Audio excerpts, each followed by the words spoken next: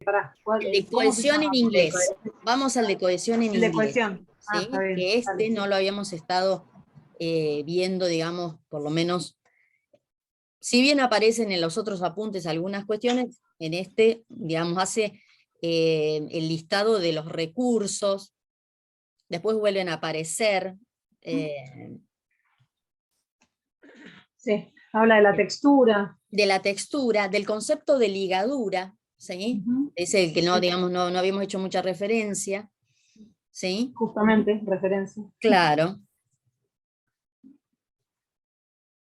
Bien, y acá Igual aparece, te digo, sí, sí, perdón, una pequeña catarsis. Me pasa que cuando voy leyendo y voy viendo las cosas que encuentra, digo, en la puta vida voy a poder encontrar las cosas que están identificando estas personas. O sea, hay veces que se súper enroscan como para darse cuenta y para encontrar las elipsis. Yo en algunas lo fui siguiendo, pero en otras creo que es un milagro universal si encuentro más de tres.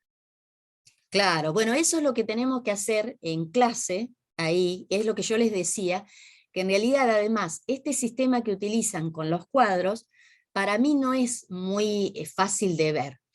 Es decir, yo prefiero el texto en papel o en el pizarrón, que es la forma en la que lo trabajo o lo he trabajado en la secundaria, que uno les escribe el texto y va marcando las relaciones cohesivas, es decir, cómo se van atando, cómo se van ligando las oraciones.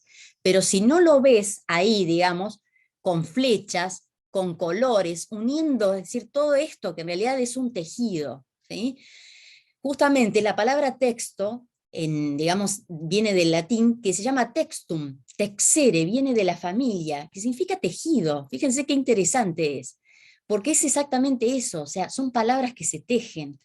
Entonces, cada texto, cada tejido tiene tramas distintas, es decir, tiene formas distintas, tiene puntos que se amalgaman de distinta manera, ¿sí? La definición, o sea, la etimología de la palabra texto me parece maravillosa, porque de hecho cuando ustedes explican o les toque, digamos, trabajar con las tipologías o con las tramas mismas, incluso llevando pedazos de tela, se nota esta idea de que los textos son tejidos, ¿m? Y que la palabra se teje de distinta manera. Entonces, está bueno pensarlo así, el cómo se va tejiendo, verlo en un pizarrón, cómo se van tejiendo estas relaciones, a partir de la repetición, a partir de las elipsis, a partir de la cohesión que en la mayoría de los casos, sobre todo, digamos, en la referencia, es referencia pronominal, es decir, los pronombres tejen la mayoría del tiempo los tejidos. Y además, cómo dependiendo de cada tejido, de cada texto, la cohesión cambia, ¿sí? Lo que es válido para un determinado género no es válido para otro, ¿sí? O es una aberración. Por ejemplo, si nosotros queremos pensar en textos muy opuestos, en textos no ficcionales, la repetición suele ser un pecado, es decir, no puedo repetir tanto porque causa confusión.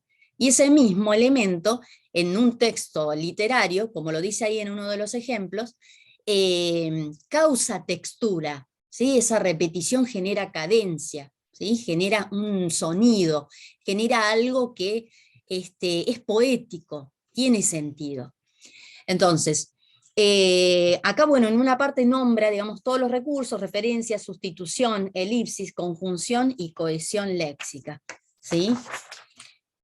La diferencia entre cohesión léxica y gramatical yo creo que no causa algún problema, esto, digamos, no es tan difícil, esto es nada más entender que una tiene que ver con el vocabulario, ¿sí? Y la otra que es, que tiene que ver, digamos, generalmente con el orden mismo de la oración, con la forma en la que, digamos, también se sustituyen ciertas palabras, ¿sí? Sin embargo, como lo aclara ahí, hay algunas formas de cohesión en las que no son de manera tajante una u otra, y es el caso de los conectores, ¿sí? Los conectores están a caballo de los dos, digamos, son cohesión léxica porque tienen significado, por eso no da lo mismo un conector que otro, pero a su vez conectan oraciones, entonces también es cohesión gramatical, ¿sí? Están dentro de las dos. Eso lo aclara en algún momento, no sé si lo han visto, muy chiquitito, pero lo dice, ¿sí? ¿Sí? En algún punto está explicando de que en realidad también la cohesión se da por grados, ¿sí? Así como la textura también se da por grados, y que en realidad no hay textos.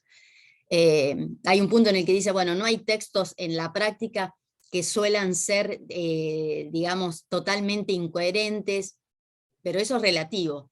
De hecho, por ejemplo, en el discurso de, digamos, de enfermos mentales, una de las cuestiones en las que más claramente se nota la pérdida de cordura es en el discurso. ¿Sí? O sea, casi todas las enfermedades que son neurológicas y que tienen algún impacto dentro de lo lingüístico, inmediatamente se nota en el discurso, porque el discurso sufre fracturas, ¿sí? Sufre fracturas que son, pero muy visibles. Eh, no sé si alguna vez han tenido la oportunidad de escuchar a alguien con una enfermedad mental. ¿Sí? Sí, y pensaba también no solamente enfermedades mentales, sino, por ejemplo, personas del espectro autista, que también tienen como diferencias lingüísticas que están por ahí más asociadas a no poder generar metáforas o no poder generar cosas que se despeguen de la literalidad absoluta, y entonces también ahí en la utilización del lenguaje cambia, más por ahí en lo léxico. Bien, anótenlo, ¿sí? ¿Por qué? Porque esta es una cuestión que, bueno, en la época en que, digamos, lo estudia Halliday, no era una problemática tan, digamos, no es de moda, pero no era la problemática que es hoy en día, ¿sí? En la que estamos asistiendo a una cantidad que cada año es mayor, ¿sí? Y esto tiene que ver con muchísimos factores que se están dando, digamos, en esta época. Pero tenemos cada vez más estudiantes con problemáticas dentro del espectro autista y otras, ¿sí? Otros trastornos que son del lenguaje. Y digamos, todos estos trastornos tienen evidencias, digamos, en la forma en la que se construye el discurso, ¿sí? No era, digamos, la época, Halliday, dentro de, digamos, de todos sus estudios, todavía no había llegado, pero fíjense que esto es material para estudios nuevos, y seguramente hay mucha gente que lo está estudiando, porque hay evidencias de esto. Yo les voy a dar dos ejemplos. Yo tengo, bueno, mi sobrino a cargo, digamos, soy responsable legal de él, y él tiene tiene un trastorno que en realidad no tiene nombre, ¿sí? Es un trastorno, es genético, pero no tiene, digamos, un nombre específico, porque también eso, hay un montón que no están catalogados, que no tienen. Sin embargo, mientras él aprendía a leer y a escribir, yo notaba que tenía ciertas características, su forma de lenguaje.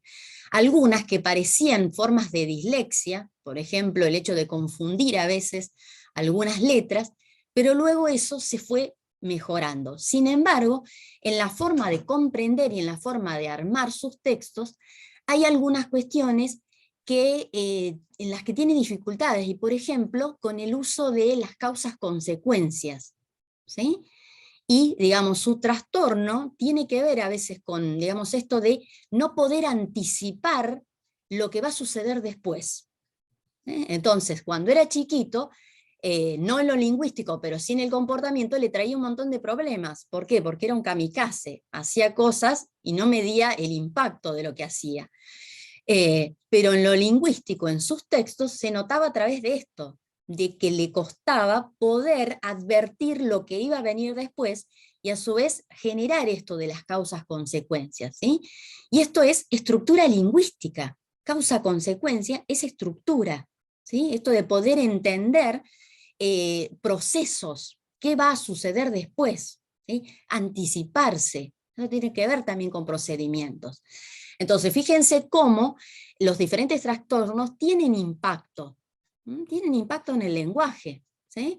Entonces, por eso hay que hacer como pequeñas salvedades ahí cuando hace estas, digamos, estas afirmaciones tan tajantes, porque en realidad hoy en día sabemos de que en realidad no es tan así, ¿sí? Que en realidad se pueden observar dentro del lenguaje algunos problemas de textura que tienen que ver con otras cosas, con otras cuestiones que son neurolingüísticas, con otras problemáticas, ¿sí? Pero estos son avances que seguramente en la época todavía no se pensaban. Profe, perdón, pienso también en el tema de cuando se llevan textos al aula y para tener en cuenta estas cosas, por el tema de la comprensión lectora también, porque por ahí, yo tengo un chico que viene los viernes a hacer una columna a la radio que tiene TEA y Ahí se me empecé a dar estas cosas de que, por ejemplo, no maneja el sarcasmo, no maneja el doble sentido, y nosotros lo hacíamos como muy natural en el discurso oral, que muchas veces para dar un ejemplo, una metáfora o un chiste, y empezamos a tener que adecuar nuestro vocabulario o nuestro discurso para que él no se sintiera fuera y pudiera integrarse, pero también, si bien ahora hace como 2 o 3 meses que está haciendo esta pasantía, si bien todavía, o sea, no es que empezó a entender el sarcasmo, pero sí empezó a detectarlo para no sentirse tan descolocado, o sea, sé lo que es, no lo entiendo, pero no me descoloca porque sé qué es lo que está pasando. Y está bueno también para pensarlo en ejercicios de comprensión lectora o cuando uno lleva algún texto al aula, por ahí si hay personas con TEA o a cualquier otra circunstancia, para poder adecuar también las actividades a eso. Sí, sí, sí, hay que pensarlo y hay que trabajarlo, porque además, así como vos lo decís, no es que sea digamos, algo que no lo puedan detectar nunca, sino que en realidad hay estrategias, es decir, no es que no se pueda enseñar. Nosotros el año pasado trabajábamos con Silvana Medina estas cuestiones, y en realidad ella nos decía de que se pueden trabajar.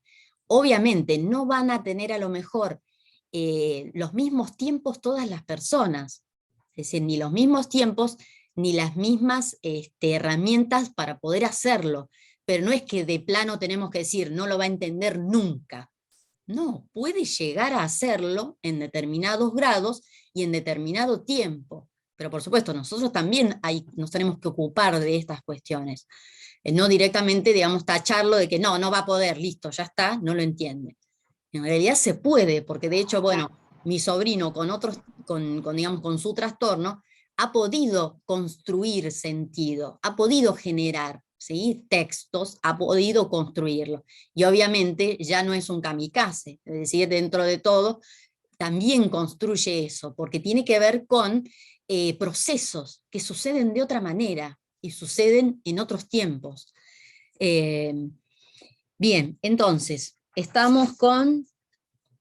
Bien, hay un punto en la cohesión en el que repite muchas veces la idea de que en realidad la cohesión no tiene que ver específicamente con las estructuras, ¿sí? No sé si notaron eso, que repite muchas veces, que en realidad la cohesión es semántica, no es solamente a nivel de estructura, ¿sí? Y que en todo caso no ocupa la estructura oracional, sino que en realidad tiene que pensarse como un todo, ¿sí? Eso lo repite bastante, para, digamos, dejar en claro de que no es, digamos, únicamente a través de la oración, sino de que se va uniendo, se va tejiendo a lo largo de todo el texto, ¿sí?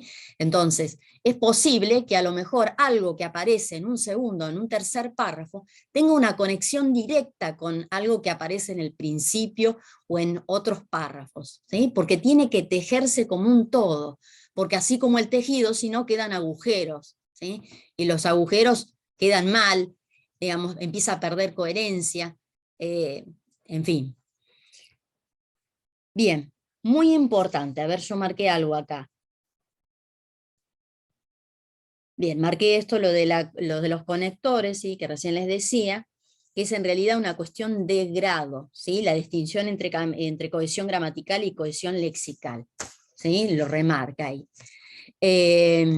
Bien, otra cuestión, ¿sí?, que trabaja y que aparece acá, no sé si ustedes han visto o han llegado a ver el apunte que les mandé de los pronombres, pero fíjense que aquellos que van pegados a los verbos, ¿sí?, los pronombres enclíticos, ¿sí?, esto de no quise hacerlo aparece en un ejemplo, ¿sí? Entonces, ese lo, ¿sí?, En la secundaria generalmente hay problemas con el se que va pegado, porque no se registra como pronombre. Entonces, por ejemplo, el problema más directo es la ortografía, ese amarse, que va con C, lo ponen con C, ¿sí?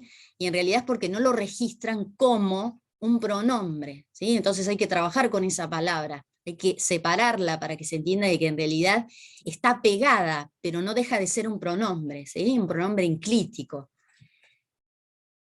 Bien. Ahí ya me marcó que faltan 10 minutos. Bien, a ver otros puntos que haya marcado. Bien, dice en un punto, no sé si lo ha notado, dice, los textos que consisten en una única oración son extraños, dice. Yo no sé exactamente a qué se refiere, a que son extraños, porque en realidad en la práctica hay muchos textos que son de una o dos oraciones, y sin embargo son parte de convenciones sociales. Yo no sé si él se refería a que a lo mejor son como muy poco utilizados, ¿sí? Porque en realidad hay muchos. De hecho, él pone ahí como ejemplo el no fumar. No fumar, yo anoté no estacionar. Son muchos los textos que en realidad funcionan dentro de la sociedad y que son cortos o son de una sola oración. Cuidado con el perro, damas gratis, ¿sí? Y son textos de una sola oración, ¿sí? Y cumplen con las convenciones sociales. No sé si se les ocurre algún otro para agregar ahí como ejemplo, de estos que funcionen con una o dos oraciones nada más. A ver, el buenos días. Buenos días, ¿sí? El buenos días. ¿Mm? Fíjense, o sea, es nada más que eso, es un saludo. ¿Mm? Y en los pueblos chicos están todo el tiempo saludándose. No sé si lo hacen, Juan, en tu pueblo, pero en el mío, en mi pueblo de origen, que son así, digamos, tan poquitos, todo el tiempo tenés que saludar a todos. Buen día, buen día, buen día. Tenés que decir, vas a hacer un mandado y en la cuadra repetís buen día no sé cuántas veces. A todos hay que saludar. Sí. A todos hay que saludar, ¿sí? Porque si no, dentro de las convenciones sociales de esa comunidad, está muy mal visto no saludar. ¿Sí? Te miran con mala cara. ¿Quién se creerá? Ayuda, digamos, a todo el contexto a crear una mala imagen, ¿sí? El buen día, que falta. Bien, ¿algún otro más que puedan agregar ahí como ejemplo? A mí se me ocurre cualquier, o sea, el quién sigue de la farmacia. El ¿Quién quién sigue? ¿Quién sigue. sigue? Muy bien, el quién sigue. Anótenlo, porque es un ejemplo también de estos textos que no necesitan demasiado, mucho más. Sí, es la lógica de todos los eslogans de publicidad también, las frases Sí. de las marcas. Sí, No anoten sé, los eslogans. Pongan ahí los también. eslogans, a ver si se acuerdan de alguno. Just do it. Claro. Claro. Estaba pensando en ese que Sí. lo hablamos ayer. Sí, es bárbaro. ¿Algún El otro? sabor del encuentro. El sabor del encuentro. ¿Sí? Ujú.